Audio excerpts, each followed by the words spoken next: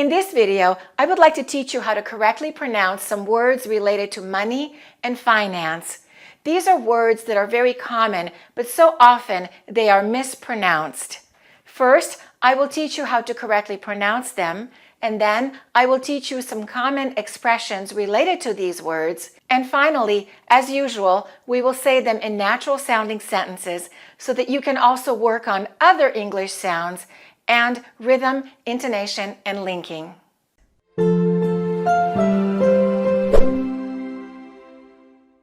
The first word is debt.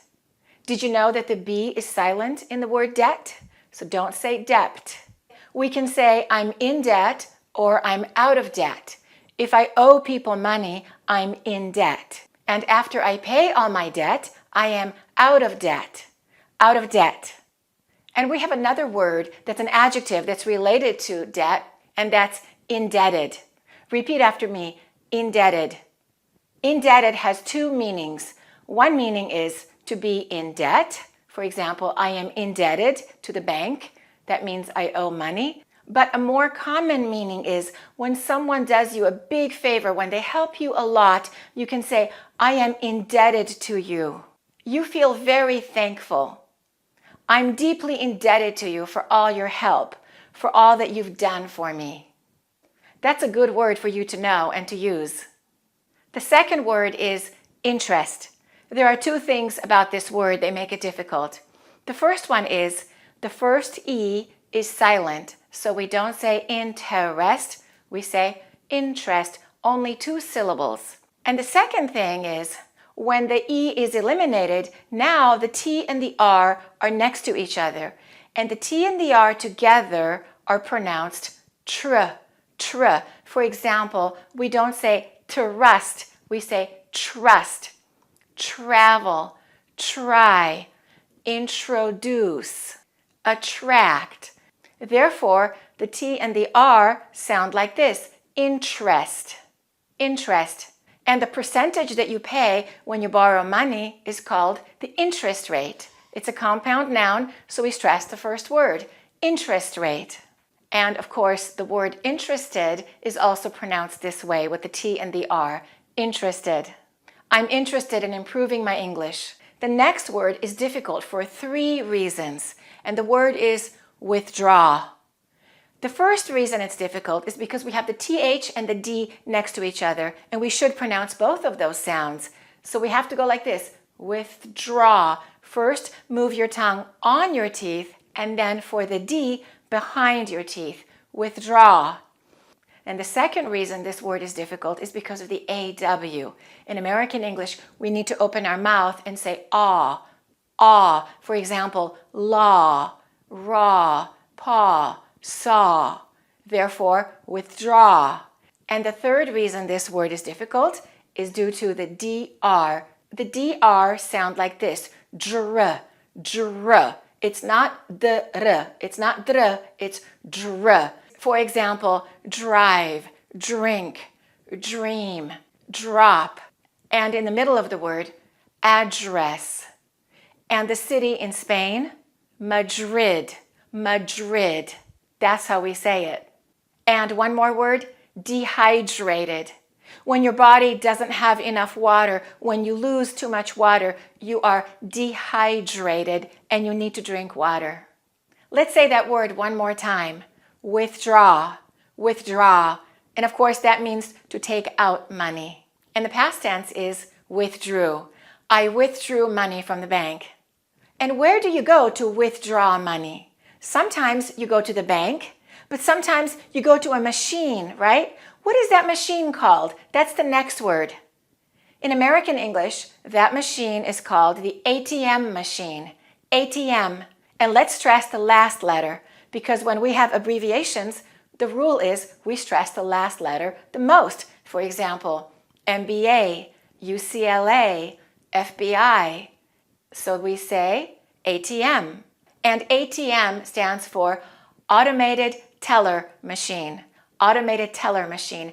And a teller is a person who works in the bank. And this is an automated teller. So ATM, Automated Teller Machine. So we say, I withdrew money from the ATM. And what is the opposite of withdraw when you put money in the bank? We stress the second syllable, deposit. The O sounds like ah, deposit. Don't stress the first syllable. Don't say deposit. It's deposit. And the past tense is deposited. I deposited some money in the bank. How do we say the next word? Do you know what it means? Let's say it first. Mortgage. The T is silent. Listen again. Mortgage. And we reduce the A. We don't say mortgage. We say mortgage. What does that mean? For example, if you have an apartment and you pay every month, you usually pay rent to the landlord, to the owner. If you are not the owner, you pay rent.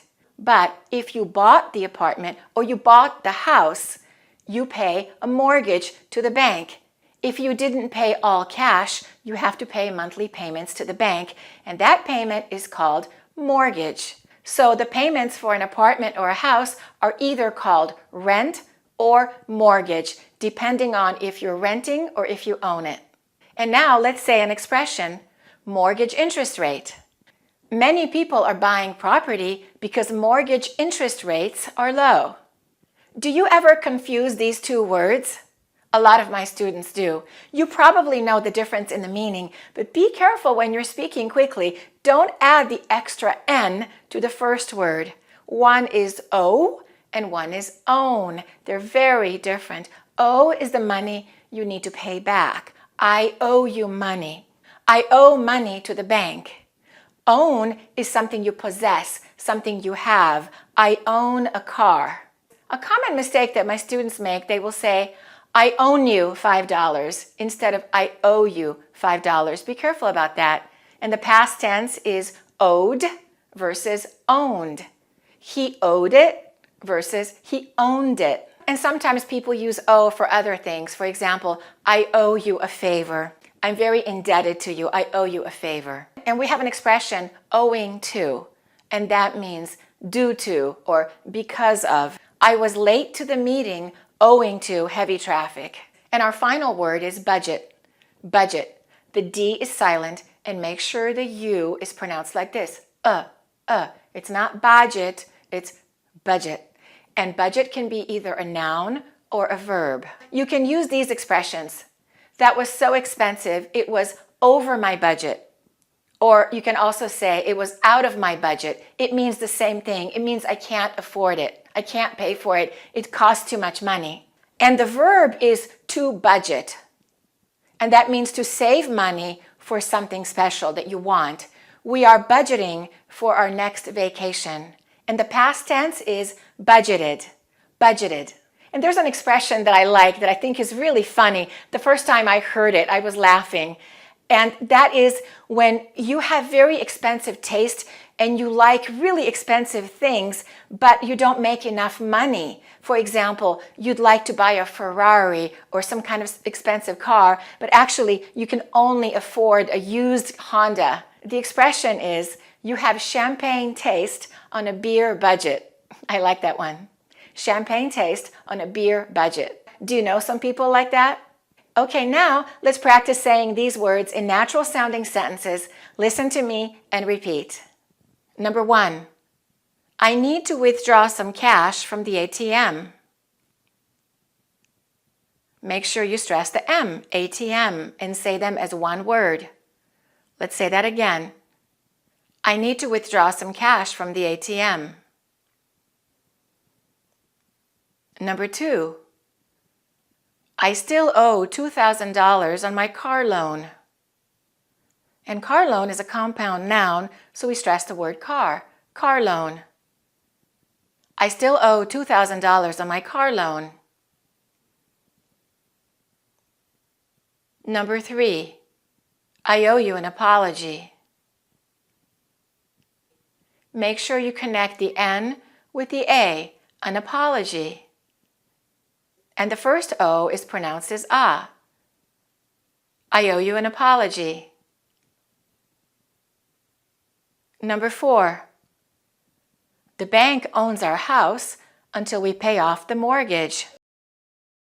And notice we didn't say our house, we said our house. Our house. and we're going to say pay off. And pay off means to pay completely, to pay the whole amount. Listen again. The bank owns our house until we pay off the mortgage. Number 5. I'm trying to get a lower interest rate on my mortgage. And interest rate is a compound noun, so we stress interest. I'm trying to get a lower interest rate on my mortgage. Number 6. I hope to get out of debt soon. And you can either say get out of debt, or if you want to speak more quickly, you can say get out of debt. I hope to get out of debt soon. And number 7. He likes that apartment, but it's out of his budget. And let's connect that and apartment. And let's say that apartment. He likes that apartment, but it's out of his budget. Thanks for watching, and keep practicing your English every day.